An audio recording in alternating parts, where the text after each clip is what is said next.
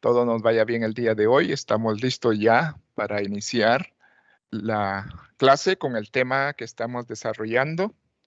Quiero que ya ubiquen sus posiciones, sus lugares y estemos dispuestos a avanzar en el contenido que hemos estado desarrollando, que es básicamente la parte introductoria al tema de la estadística. Hemos estado hablando de algunos conceptos como variables, como parámetros, estimadores, escalas de medición. Y ahora estamos en el proceso de hacer un repaso de algunas propiedades básicas de la notación sumatoria que nos sirven a nosotros para desarrollar los ejercicios que más adelante veremos. Entonces, vamos a tomar de nuevo el tema desde lo dejamos el día de ayer y quiero compartir con ustedes la presentación que teníamos. Habíamos visto dentro de las propiedades de la sumatoria, habíamos visto las primeras tres propiedades. Haciendo un repaso breve, en la primera propiedad dijimos que la suma de una constante por una variable es igual al producto de la constante por la suma de la variable. Eso se expresaba de esta manera y lo que nosotros comúnmente decimos cuando nos encontramos con un caso como este es que cuando se suma el producto de una constante por una variable, entonces lo que se hace es sacar la constante. Así le decimos, o sea, se saca la constante de la sumatoria y entonces ya solo se suman los valores de la variable y al resultado se le multiplica por el valor de la constante. Y ocurre lo mismo que si desarrolláramos todo el proceso como está planteado en la forma inicial. Bueno, eso ya la vimos. La segunda propiedad también ya la vimos. Dijimos que la sumatoria de una constante es igual al producto de la constante por el límite superior. Es decir, cuando sumamos n veces una constante, entonces es como que si multiplicáramos la constante por n. Sumamos 10 veces 8, es como que si multiplicáramos 10 por 8. Ese es el resultado o el significado de esta segunda propiedad. Y esa también la desarrollamos el día de ayer. También desarrollamos la tercera propiedad que dice que la sumatoria de una suma es igual a la suma de las sumatorias. Es decir, que cuando lo que se va a incluir en la sumatoria es precisamente una suma interna, entonces podemos dividir, ¿sí? Y hacer por aparte cada una de las sumatorias, ¿sí? Y finalmente hacer la suma de ambas sumatorias. Eso también lo demostramos el día de ayer con estas dos variables, la variable x, que tomaba los valores 2, 3, 4, 5, y la variable y, que tomaba los valores 6, 7, 8 y 9. Entonces, en la forma planteada, en esta propiedad, en la parte izquierda, pues iríamos sumando en parejas y luego el resultado de la suma de cada pareja lo iríamos sumando entre sí, ¿verdad? Es decir, 2 más 6 más 3 más 7, porque decimos xy más y, o sea que cuando x toma el valor de 1, y toma el valor de 1, sería x1 más y1, más x2 más y2, más x3 más y3, más x4 más y4. Y el resultado nos sale igual que si sumamos primero todos los valores x, x1 más x2 más x3 más x4, y por otro lado todos los y1 más y2 más y3 más y4. Cuando obtenemos esos totales parciales, digámoslo así, esas sumas parciales, entonces llegamos a comprobar que en ambos procesos obtenemos el mismo resultado, ¿verdad? Esa sería la tercera propiedad que nos dice que la sumatoria de una suma, esto es la sumatoria de una suma, es igual a la suma de las sumatorias. Nos faltan dos propiedades que serían las que veríamos en este momento. Estas tres solo hice un repaso, por eso solo las expresé así muy brevemente. Y ahora sí entraríamos en la cuarta y quinta que tienen trascendencia para nuestros procesos. Entonces, llegamos a la cuarta propiedad. Léanla despacio. Dice, la sumatoria de un producto no es igual al producto de la sumatoria. Aquí se cambió digamos, esa tendencia que teníamos de que una forma era igual a la otra. Aquí cambia y sencillamente decimos que la sumatoria de un producto no es igual al producto de las sumatorias. Eso se expresa. ¿Me confirman si está llegando el audio, por favor? ¿Sí? Bueno, eso se expresa de esa manera, como lo ven ustedes en esta expresión matemática.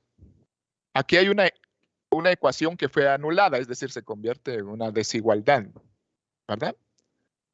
En la parte izquierda dice la sumatoria, este símbolo representa la operación sumatoria. Entonces decimos aquí, la sumatoria ¿de qué? De un producto. ¿Ah? Aquí, ¿qué es lo que estamos expresando que se va a sumar? Pues se va a sumar el producto XY.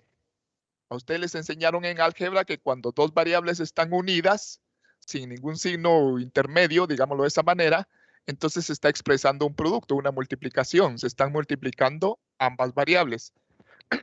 Entonces, en la parte izquierda dice la sumatoria del producto XY no es igual a que hay aquí, hay un producto. Estos paréntesis están expresando un producto. ¿Al producto de qué? De las sumatorias que están dentro de ese paréntesis. Entonces, regresando, la sumatoria de un producto no es igual a el producto de las sumatorias. Eso es algo que muchas personas tienden a confundirse porque dice, fíjese que yo tengo que hacer la sumatoria de un producto, entonces mejor voy a sumar por un lado la X, por otro lado la Y y sencillamente voy a multiplicar los dos totales. Eso no es cierto, eso no se cumple, eso no es lo que usted está planteando en la parte izquierda de esta ecuación. Entonces, veamos el ejemplo. Si consideramos los valores anteriores, si se recuerdan, voy a regresar la diapositiva. En el ejemplo anterior, X vale 2, 3, 4, 5. Y Y vale 6, 7, 8 y 9. ¿Verdad? Entonces, en base a esos mismos valores, opera este ejemplo. ¿Sí? Si ustedes quieren, vamos a ver si voy a tratar de ponerlos aquí. Los voy a sobreescribir en la diapositiva. X, perdón, es igual, toma los valores de 2, 3, 4 y 5.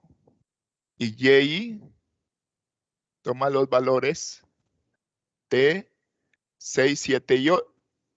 6, 7, 8 y 9.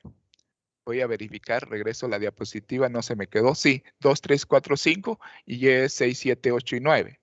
Bueno, entonces ahora sí, probemos operar la forma como está planteada la operación en el miembro de la izquierda, o sea, en la parte de la izquierda de esa desigualdad. Entonces decimos, se va a ir sumando el producto de los valores de ambas variables. O sea, yo multiplico 2 por 6, ¿sí? Y luego le voy sumando el producto de los otros dos valores, que sería 3 por 7, luego más 4 por 8 y luego más 5 por 9. Eso es lo que está expresando la parte de la izquierda, ¿sí? Y decimos 2 por 6, 12, 3 por 7, 21, 4 por 8, 32 y 5 por 9, 45. La forma como está expresada en la parte derecha dice que yo voy a sumar primero XY y luego voy a sumar YY. y voy a multiplicar ambos resultados y comparo qué obtengo en esta operación. Entonces, aquí me está diciendo que voy a multiplicar toda la suma de x, y. Entonces, aquí tengo toda la suma de x, y, 2 más 3 más 4 más 5 son 14. Y ese valor lo multiplico por la suma de y, que sería 6 más 7 más 8 más 9. 6 más 7 más 8 más 9 da 30. Cuando yo verifico si estos dos resultados son iguales, observo que en la parte izquierda me da 110 el resultado. Y en la parte derecha me da 420. Así a todas luces nosotros observamos que esas dos operaciones no producen el mismo resultado, por lo tanto no son equivalentes. Y le advierto, le llamo la atención a que usted observe eso y no vaya a cometer ese error cuando esté haciendo una operación más adelante. Porque muchas veces les digo, uno cae en la tentación de decir, ¿a qué horas estoy multiplicando las diferentes parejas de valores y luego sumando los resultados? Mejor sumo primero por aparte X y por aparte Y después los multiplico para ahorrarme trabajo. Bueno, usted ahorra la fatiga, pero comete un error garrafal, ¿verdad? Entonces, repito, la cuarta propiedad para concluir, expresa que la sumatoria de un producto, lo que está mostrado aquí, la sumatoria de un producto, no es igual al producto de las sumatorias. ¿Sí? Estas diapositivas yo se las voy a hacer llegar probablemente al final de esta semana. Yo les hago llevar las presentaciones de PowerPoint. Pero sí es necesario que ustedes tomen sus propias anotaciones, hagan ahí algunos apuntes para que bajo puño de ustedes, pues es más fácil que vayan entendiendo estos procesos, ¿verdad? Esta sería la penúltima propiedad. Y la última, bueno, hay más, pero solamente vamos a ver 5 nosotros, que son las que más nos interesan. También va por el estilo. Es una demostración de desigualdad, o sea, de que no es igual. Entonces, la quinta propiedad dice, la sumatoria de una potencia no es igual a la potencia de la sumatoria. Si usted se ha dado cuenta, todas las propiedades parece como que si nos estuvieran hablando de un trabalenguas, pero tienen sentido lógico. ¿Sí? Entonces, miremos. Y jóvenes y señoritas, público que nos honra con su presencia, quiero que pongan mucha atención a esto, porque es donde más cometen errores cuando están operando. La sumatoria de una potencia no es igual, no se confundan, no es igual a la potencia de la sumatoria. ¿Cómo expresamos eso matemáticamente? De la siguiente manera. Aquí, en la parte izquierda de esta expresión, tenemos la sumatoria que hay aquí. Hay una potencia. Recuerden que una potencia está conformada por una base que está elevada a un exponente. Ambos elementos forman una potencia. Entonces, para poner el ejemplo más sencillo, yo lo pongo al cuadrado. Podría ser al cubo, a la cuarta, etcétera. Pero ocurre lo mismo con todas. No es igual. Entonces, aquí en la izquierda dice la sumatoria. Este símbolo representa sumatoria, ya lo vimos. La sumatoria de una potencia. Y este signo dice no es igual. No es igual. ¿A qué? A la potencia. Fíjense que estamos hablando, estamos aquí observando de lo más externo a lo más interno. Entonces, no es igual a la potencia de la sumatoria. Veamos el caso, veamos el ejemplo. Veamos el ejemplo de aplicación.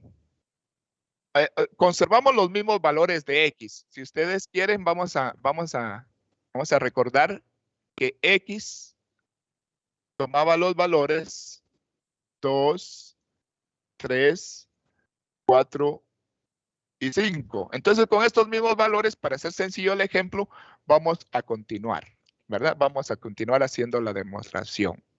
Entonces, demostremos que esto no es igual, ¿verdad?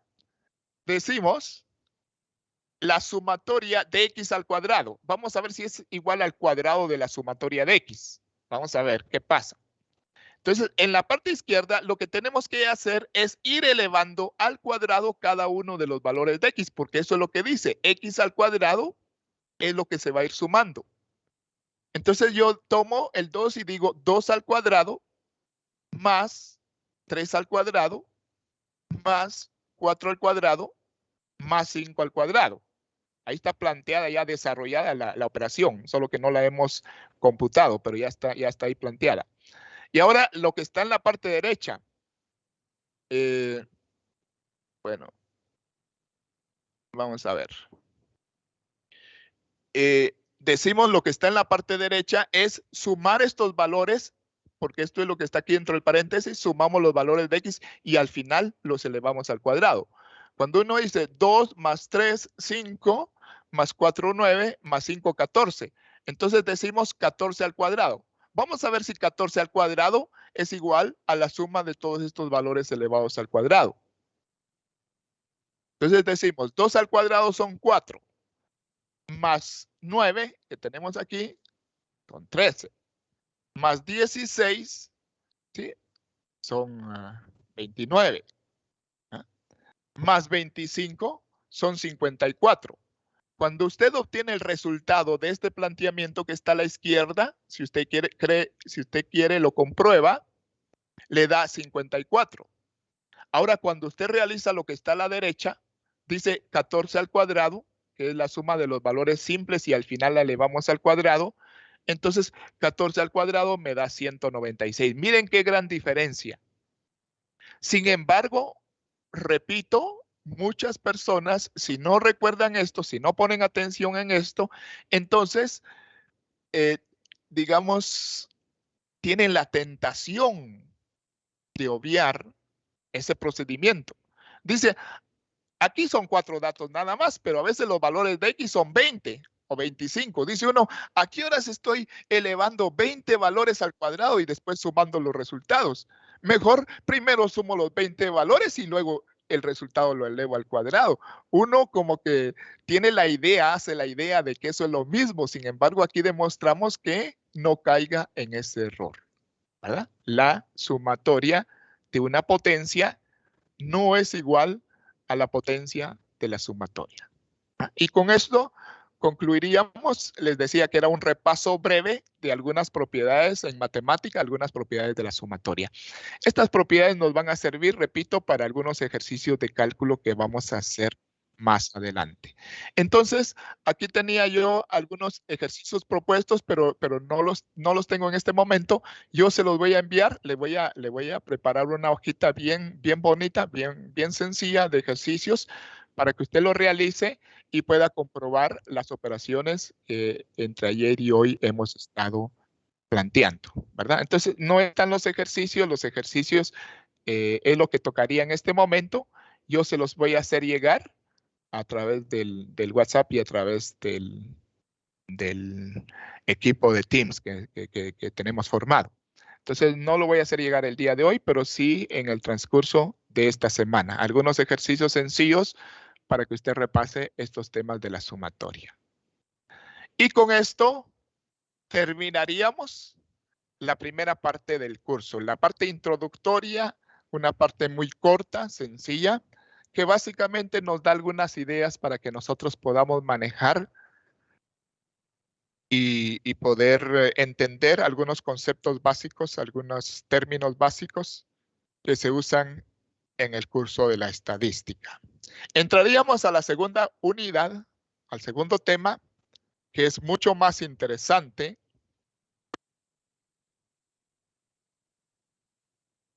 Y se trata de la estadística descriptiva. Solo me eché un trago antes para poder seguir adelante. Un trago de agua, ¿verdad? Un trago de agua pura. Bueno. Entonces, avancemos. En el tema de la segunda unidad, vamos a ver las medidas descriptivas. ¿Usted ya tiene una ligera idea de eso? Porque ya lo mencionamos en los temas que hemos visto en los primeros días. Sin embargo, aquí lo vamos a afianzar un poquito más. Las medidas descriptivas. Recuerde que la estadística es una ciencia de medidas. Hay que estar tomando medidas, hay que estar organizando las medidas, evaluándolas, analizando, sacando todo el provecho necesario de la información. Entonces, la estadística trabaja con medidas Y en esta segunda unidad vamos a hablar de las medidas estadísticas descriptivas más comunes, más útiles para desarrollar todo este tema de la estadística, ¿verdad? Bueno, ¿se recuerda usted, o tal vez no mucho se recuerda, pero ahorita se va a recordar, que cuando hablamos de los primeros conceptos, dijimos que habían dos conceptos claves que nos iban a servir mucho, lo que era el estimador y lo que era el parámetro, ¿sí? Yo les dije, no se les olvide eso, jóvenes, porque lo vamos a estar manejando como nuestro pan de cada día aquí en el curso, ¿va? Entonces, estimador y parámetro. Y dijimos que un parámetro era una medida estadística descriptiva que se obtiene con los datos de toda la población. Y ahí es donde entra en juego este tema de las medidas estadísticas descriptivas. ¿Ah? La segunda unidad habla de la estadística descriptiva como tal. Entonces, recordando, ya más o menos hicimos mención de esto, pero recordando lo que representa una medida descriptiva corresponde a un valor estadístico particular que se calcula a partir de los datos de una población o una muestra. O sea, que son valores estadísticos que se calculan con los datos de una población o una muestra, ya sea una población o ya sea una muestra. Y como su nombre lo dice, medidas estadísticas descriptivas, nos permite describir, subraya esa palabra, nos permite describir a la población o a la muestra que se está estudiando, ¿verdad? Entonces, esa es una medida estadística descriptiva. Son valores estadísticos calculados a partir de los datos, ya sea de una población, usted ya tiene una idea, por eso hablamos antes de esto, y qué es una población, qué es una muestra. Entonces, las medidas estadísticas descriptivas pueden calcularse ya sea con una población o con una muestra. Y nos lleva a describir la población o la muestra que estamos estudiando en relación a la variable particular de la que estemos hablando, ¿verdad? Entonces, si la medida estadística se calcula a partir de una población, ¿cómo dijimos que se llamaba? Juanito.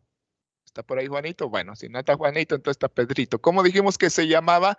Si se calculaba la medida a partir de los datos de una población, dijimos que se llamaba parámetro. Cuando la medida estadística se calcula con los datos de toda la población, entonces se llama parámetro. Ahora, Martita, ¿cómo dijimos, Martita, que se llamaba la medida estadística que se calculaba con los datos de una muestra? Si no está Martita, tal vez está Evelyn o alguien por ahí. Bueno, dijimos, Martita, que se llamaba estimador o estadístico. Entonces, esa es la clave. Las medidas estadísticas descriptivas son valores estadísticos que se calculan con los datos de la población o la muestra y que nos permiten, nos ayudan a describir, a decir cómo es, qué características tiene esa población, cómo se comporta, cuáles son sus atributos. Eso nos dicen las medidas estadísticas descriptivas. Y si se calcula con los datos de la población, se llama parámetro. Y si se calcula con los datos de la muestra, se llama estimador. En algunos libros le llaman estadístico. Nosotros le vamos a llamar estimador. Por eso pongo los dos nombres. Los parámetros, que son las medidas estadísticas para una población, medidas estadísticas descriptivas para una población, se representan con letras griegas. Ponga atención a esto. Esto que estamos hablando es útil para el curso como tal, para entender el tema como tal. Entonces, cuando el estimador, cuando la medida estadística se calcula con los datos de una población, es un parámetro y se va a representar generalmente usando una letra griega, ya sea mu, ya sea alfa, ya sea sigma, cualquiera de las letras griegas, ¿verdad? Ahora, si se calcula la medida estadística en una muestra, entonces ya no es un parámetro. Es ¿qué es, Juanito? Es un estimador. Y los estimadores se representan con letras simples de nuestro alfabeto. Esa es la diferencia en la representación de este tipo de medidas. Bueno, cuando las estemos trabajando, pues van a quedar más afianzadas en nuestro haber. Pero eso es lo que se trata la segunda unidad. Las medidas estadísticas descriptivas pueden clasificarse en dos grandes grupos. Bueno, realmente en tres, pero aquí en el curso solo vamos a estudiar dos. Así que si usted encuentra en un libro, usted que es muy acuicioso, usted que es muy investigador, va a agarrar un libro de estadística y va a decir, pero el profesor nos dijo que son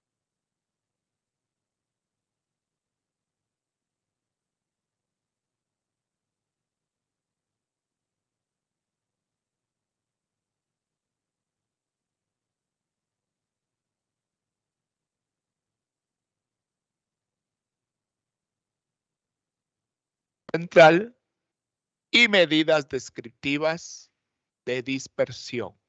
Póngame atención a esto. Voy a repetirlo para los que escucharon tarde. Las medidas estadísticas descriptivas pueden clasificarse en dos grandes grupos. Dos grandes grupos. Dijimos que eran tres, pero nosotros solo nos interesamos por dos. Entonces, a las primeras les vamos a llamar medidas estadísticas de tendencia central. Esas son las primeras que vamos a estudiar. Y el otro grupo son las medidas estadísticas descriptivas de dispersión. ¿Por qué se llama una tendencia central y a la otra dispersión? Yo creo que ustedes ya han conocido algunas de estas medidas. Ahorita solo las vamos a clasificar. Ahorita solo las vamos a organizar. Pero algunas de estas medidas ustedes ya las conocen. Por ejemplo, esto está en una diapositiva más adelante, pero se lo adelanto de una vez. Las medidas de tendencia central son las que nos muestran el centro de los datos. ¿Cómo está el centro de la distribución? ¿Cuáles son los datos centrales, los datos representativos de un grupo?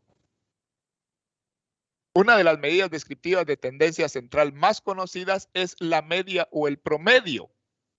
Fíjese que si usted calcula su promedio de notas, digamos, el promedio es un valor que se ubica en el centro, más o menos, una medida de equilibrio, una medida de balance, ¿sí? Está equilibrando los pesos altos y los pesos bajos. Y entonces, si usted dice, yo tengo un promedio, el año pasado tuve un promedio de 82 puntos. No quiere decir que usted sacó 82 en todas sus materias, sino que tal vez en algunas sacó 90, en otras sacó 72, en otras sacó 85, en otras sacó 78, de manera que su promedio fue de 82. Representa un balance, una medida de tendencia central. Tendencia central quiere decir que está buscando el centro de los datos, el centro de la distribución. Mientras que las medidas de dispersión es cuánto se dispersan, cuánto varían, cuánto se alejan una de la otra. Esa es dispersión. Entonces, hay medidas que nos dicen cómo está la dispersión de los datos, cuánto alejamiento hay entre ellos, cuánta variabilidad hay entre ellos. Y para eso nos sirven estos dos grandes grupos de medidas descriptivas. ¿Sí? Ahora sí vamos al grano. Las medidas de tendencia central. Para no entrar muy en blanco fue que yo les hice el comentario, pero el comentario que yo les hice está resumido aquí en este párrafo. Ya comentamos lo que está en este párrafo. Dice, volvamos a leerlo, ya que lo hemos comentado, volvamos a leer cómo se resumen las medidas de tendencia central. Dice, las medidas de tendencia central se encargan de representar los valores típicos. Después vamos a comentar estos términos. Ahorita solo leámoslos. Si usted quiere, subrayémoslo, ¿verdad?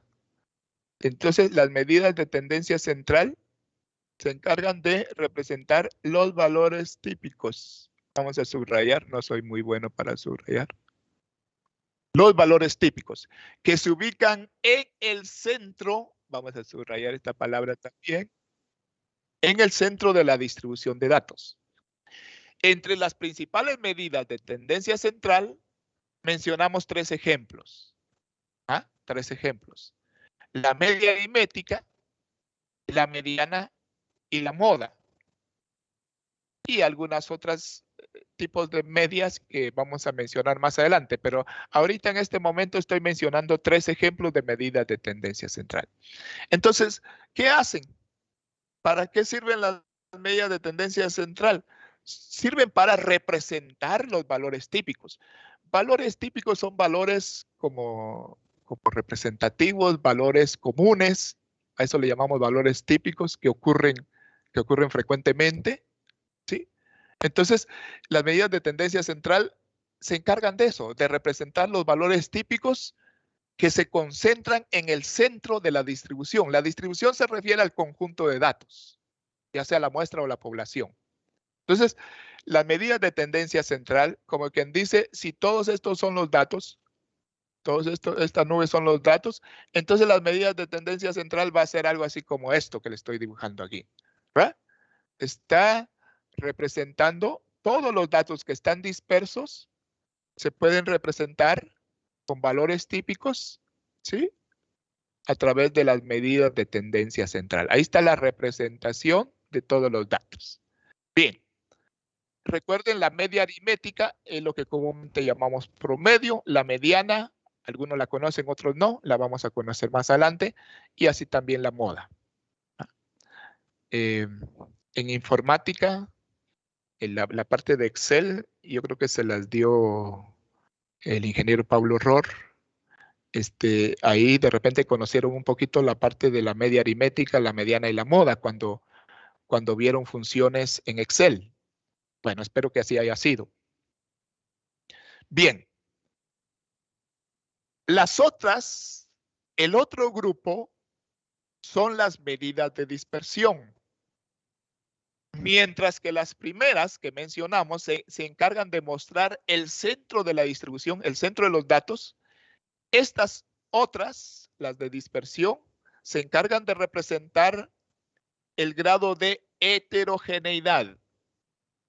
Vamos a subrayar esta palabra ahí clave. Entonces, ¿para qué sirven las medidas de dispersión? Para decir el grado de heterogeneidad que presentan los datos que estamos estudiando. Heterogeneidad. ¿Han escuchado ese término? ¿Saben qué es heterogeneidad? Heterogeneidad es lo contrario de homogeneidad. Vaya, lo dejé en lo mismo. ¿Va? Heterogeneidad es lo contrario de homogeneidad. Bueno, heterogeneidad es cuando uno dice, ese grupo es heterogéneo. ¿Han escuchado esa expresión? Ese grupo de alumnos es heterogéneo. Heterogéneo quiere decir que hay muchas diferencias entre ellos, que no son iguales. Son muy variados. Entonces, a eso se refiere la heterogeneidad. Mientras que homogeneidad representa lo homogéneo, lo que es similar, lo que es igual, lo que es parecido. La uniformidad representa lo homogéneo. Lo heterogéneo es lo contrario, representa la diversidad, la variación. Entonces, en otras palabras, las medidas de dispersión nos muestran la variación que existe entre los datos. Lo voy a poner aquí entre paréntesis, ¿verdad? La variación que se presenta en los datos. Para eso sirven las medidas de dispersión. Y entre las más comunes, hay muchas medidas de dispersión. Entre las más comunes que vamos a estudiar nosotros está la desviación media, la varianza, la desviación estándar y el coeficiente de variación. Aquí le estoy poniendo 4 ejemplos. Arriba les puse 3 ejemplos para las medidas de tendencia central. Para las medidas de dispersión les estoy poniendo 4 ejemplos. Alguno de ellos usted ya lo ha escuchado, ya ha oído mencionar alguno de estos términos, ya sea la desviación media, Alguno ha oído hablar de la varianza, por ahí se lo han mencionado, la desviación estándar, o quizá alguien más ha escuchado sobre el coeficiente de variación. Todas esas medidas las vamos a estudiar y las vamos a entender, vamos a comprender para qué se utilizan y vamos a poder pues utilizarlas, aplicarlas cuando estemos analizando datos, ¿vale? Bueno, voy a preguntarle si alguien tiene alguna duda hasta aquí. Puede ir a tomar el micrófono y plantear la viva voz.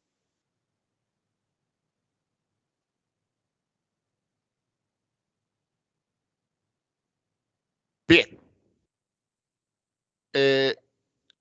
Ya les dije que si ustedes tienen alguna duda que no lograron plantear durante la clase, que es muy corta, la pueden plantear en el grupo de WhatsApp de estadística por la noche. Pues por supuesto, ahorita no pueden usar WhatsApp, pero más por la noche, ustedes, es que yo me quedé un poco con la duda de que el profesor dijo que las medidas de dispersión representaban la heterogeneidad.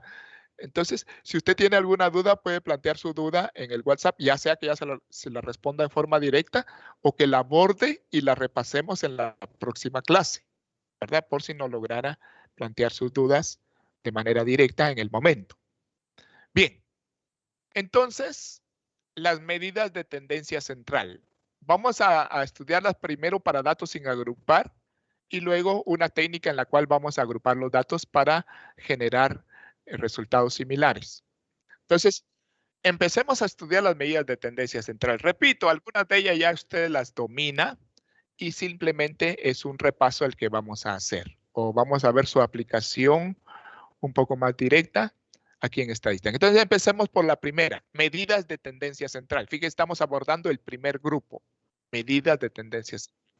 La primera medida y la más común, la más conocida, es la media aritmética. La media aritmética es la medida, dice, de tendencia central más conocida y es la que la mayoría de las personas tienen en mente cuando se habla de promedio. De manera que la media aritmética no es ni más ni menos que el promedio simple que usted ya conoce. Y lo conoció desde la escuela primaria. Desde la escuela primaria usted aprendió a calcular un promedio. Y eso es lo que en estadística le llamamos media aritmética. El promedio simple. Se le llama aritmética porque, como usted se va a dar cuenta, hay otro tipo de medias. Hablo de medidas estadísticas. Hay otro tipo de medias. Entonces, para diferenciar esta, que es el promedio simple, entonces se le ha agregado el nombre de aritmética. El nombre de aritmética lo distingue de otros tipos de medias que pueden ser calculadas en estadística. Como usted sabe ya, esta medida se obtiene sumando todos los valores que estemos nosotros, que tengamos en la población, si estamos trabajando con población, o todos los valores que tengamos en la muestra, si estamos trabajando con la muestra, pues entonces los sumamos todos y dividimos el resultado, el total de esa suma, lo dividimos entre el número de valores que se sumaron. Por ejemplo, si yo en mi muestra tengo 20 datos, sumo los 20 valores, el resultado lo divido entre 20 y eso me da el promedio. Es algo que usted ya sabe, simplemente por formalidad estamos aquí describiendo ese concepto. Entonces, así se calcula la media aritmética, la medida más común y tal vez la más conocida, la más sencilla, las medidas estadísticas, media aritmética o promedio. Pues bien, si se calcula la media aritmética para la población, se llama media poblacional y es un parámetro. Cuando una medida descriptiva como puede ser la media aritmética se calcula para toda la población, entonces es un parámetro. De manera que aquí está representada la media poblacional y aquí está representada la media muestral, ¿verdad? Tomen en cuenta esas dos expresiones matemáticas. Entonces, Si ustedes se dan cuenta, el cálculo es el mismo, pero tiene algunas pequeñas variaciones. La representación de esta medida tiene algunas pequeñas variaciones. Póngale atención a eso, por favor. En primer lugar, la media poblacional la estamos representando por esta, que es una letra griega. ¿Ah? La media poblacional la vamos a representar por la letra griega mu. Mu es como una M ahí con cierto estilo, con cierta inclinación. Es una M griega, digamos. ¿Ah? Entonces, esta letra normalmente se le llama mu, la letra mu.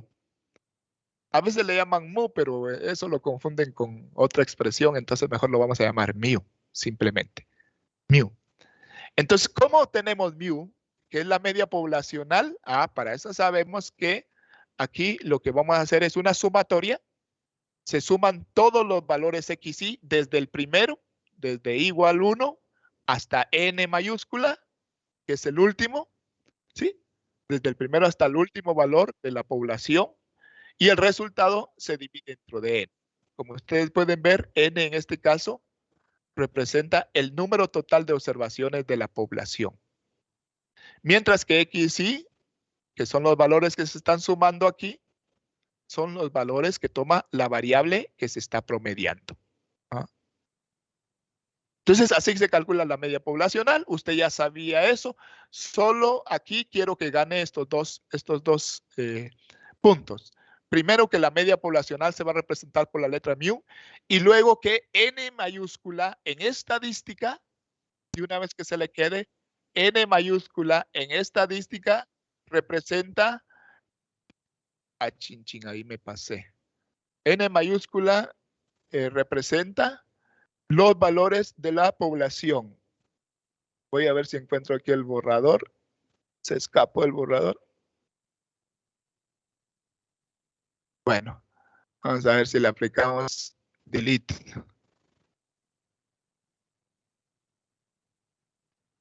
Regreso. Bien, entonces, ahora sí, N mayúscula de aquí en adelante para toda su vida y la vida de sus hijos y sus nietos va a representar el número de observaciones de toda la población. Mientras que mire la muestra, la muestra está representada no por una letra griega, sino por una letra de nuestro alfabeto. X barra, así le llamamos X con una línea arriba, es X barra, y representa la media de la muestra, ¿sí? Y sería igual a la suma de todos los valores desde el primero hasta el último que toma la variable, todos los valores x, y dividir ese resultado entre de n. Recuerde dos cosas. Aquí n minúscula hace referencia a los datos de la muestra. Entonces ponga atención. No es que yo la haya puesto así por casualidad. La n mayúscula va a representar para nosotros el número de datos de la población, y la n minúscula va a representar para nosotros el número de datos de la muestra. ¿Sí? Entonces, el cálculo es el mismo, el procedimiento es el mismo. Lo que está cambiando aquí entre la media de la población y la media de la muestra es que la media de la población la estamos representando por una letra griega, mientras que la media de la muestra por una letra de nuestro alfabeto, con una rayita arriba. X barra se conoce, ¿va? Y la otra diferencia es que el N de arriba, el N de la población, lo representamos con mayúscula, y el N de la muestra lo representamos con minúscula. De ahí el procedimiento es exactamente el mismo. Bien. Mencionamos algunas de las características. Me voy a echar un trago para mientras.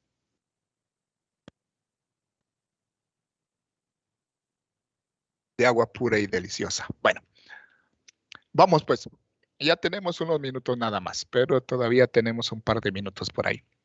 Entonces, en el tema de abordar esta primera medida estadística descriptiva, voy a mencionar algunas de las características que presenta, que posee, ya que la media es tan común, es tan útil, es tan usada, y tiene una serie de propiedades, una serie de características. No vamos a ver todas, porque No va nuestro curso con eso, no es un curso muy profundo, pero sí vamos a ver tres características básicas que tiene esta medida. 3 características básicas que nos van a servir para aplicarla ya sea aquí en estadística o en el curso de investigación agrícola que ustedes van a llevar más adelante. Entonces mencionemos estas 3 características que presenta la media aritmética.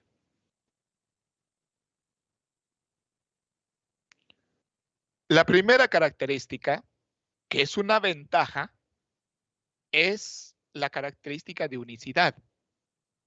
Esto se refiere a que en cualquier conjunto de datos que nosotros estemos trabajando, que nosotros estemos analizando, solamente va a haber una media aritmética. No pueden haber 2 medias aritméticas. Y eso decía es una ventaja porque nos evita confusiones. Hay otras medidas que se pueden encontrar 2, a veces 3 en un mismo grupo. Pero no ocurre eso con la media aritmética. La media aritmética siempre va a existir para un conjunto de datos cuantitativos, o sea, que representa valores. Siempre cualquier conjunto de datos que represente valores, siempre va a tener una media aritmética. No va a ser posible que no tenga media aritmética. Si es un conjunto que representa, repito, una variable cuantitativa, una variable de valores, entonces siempre va a tener media aritmética y va a tener una sola media aritmética. Y eso representa, repito, una ventaja porque no estamos perdidos pendientes de si va a haber más medias o no en un solo conjunto de datos. Entonces, esa primera característica la llamamos unicidad. La segunda característica que nos va a servir también, cuando veamos las otras medidas, ¿sí? Simplicidad. Bueno, simplicidad es tan sencillo como eso, simplicidad. ¿Qué ventaja? La media aritmética tiene la ventaja de que es tan sencilla que cualquiera la puede calcular y cualquiera la puede interpretar. Repito, ustedes desde la primaria les enseñaron a calcular un promedio.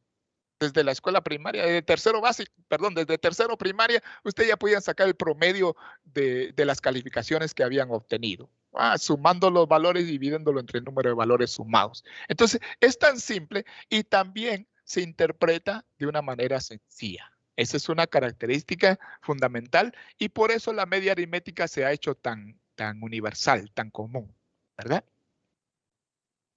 Y la tercera característica, esa sí es un poquito especial.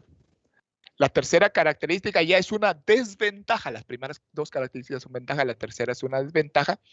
Y esta tercera característica nos advierte que la media aritmética, puede ser afectada en su valor por valores extremos que se presenten en la distribución de datos. Es una desventaja.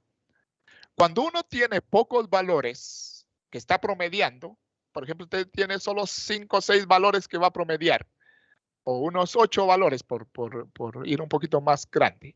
Usted tiene unos 8 valores que va a promediar, pero uno de esos valores se sale del guacal, o sea, uno de esos valores se sale del rango, ¿eh? Entonces, ese valor que se sale del rango es que es uno nada más. Va a ser suficiente para afectar el valor de la media aritmética y eso representa una desventaja. En el ejemplo, ya no nos va a dar tiempo a ver el ejemplo, pero en el ejemplo que veamos, vamos a ver cómo la media aritmética puede ser afectada, ya sea por valores demasiado grandes comparados con los datos que se están promediando o valores demasiado pequeños. Con un valor demasiado pequeño que salga, le voy a poner un caso, ¿sí? Sin mostrarle el ejemplo, así solamente hablado. Le voy a poner un caso. Si usted está promediando el capital de 5 compañeros suyos y hay un compañero que tiene 500 quetzales, otro compañero que tiene 600 quetzales, otro compañero que tiene 450 quetzales y el otro compañero tiene 1 quetzal. Es un valor que se salió del rango. Cuando se promedia, ese quetzal que se metió al promedio hace bajar significativamente el valor del promedio y eso hace que pierda su característica de representatividad, que es la que tiene la medida esta. Entonces, En la próxima clase vamos a ver el ejemplo de cómo la media aritmética puede ser afectada por valores extremos. Faltan unos 3 minutos, pero no quiero meterme a esto porque no lo quiero dejar inconcluso, quiero concluirlo. Entonces, solo algunas recomendaciones. Por favor, repasen lo que hemos visto. Yo al cabo de estos días les hago llegar esta segunda presentación y les voy a hacer llegar también una hoja de ejercicios muy básica para que inicien este desarrollo de habilidades, ¿verdad? Que nos van a servir en el curso. Entonces, por hoy, porque no me quiero meter más al tema, vamos a tener estos 2 minutos de regalo. Así que no sé si hay alguna pregunta.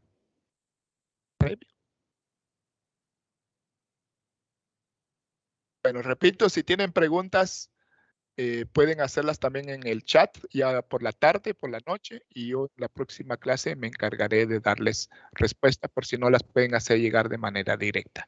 Por hoy estamos aquí y nos vemos, si Dios lo permite.